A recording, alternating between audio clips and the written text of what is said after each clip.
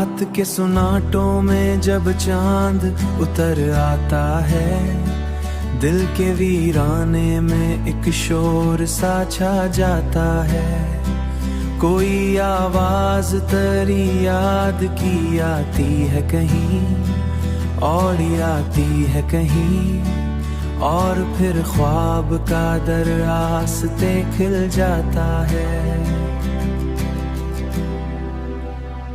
मेरे एहसास की मिट्टी में महक है तेरी, जैसे बारिश में कोई फूल से भला दूल्हे का है। हर ख्याखों के मरी आज भी रोशन है बहुत, मेरे अंदर का अंधेरा भी उजाला जाता है।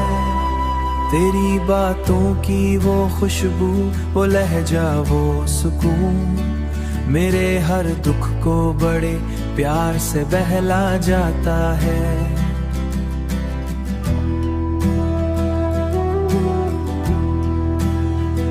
जब भी तन्हाई के लम्हे मुझे घिर लेते हैं, तेरा एक लम्स ख्यालों में उभर आता है। दिल की दीवार पे यादों की नमी रहती है, वक्त के साथ ये मंजर न बदल पाता है। मैंने देखा है तुझे ख्वाब की सूरत अक्सर, तू हकीकत में भी एक ख्वाब सा लगता है।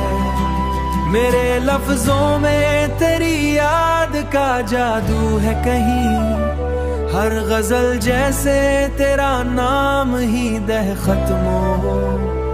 तू ना हो तो ये जहां खाल की आवाज अभी, ये अलग बात के तू सुन नहीं पा है।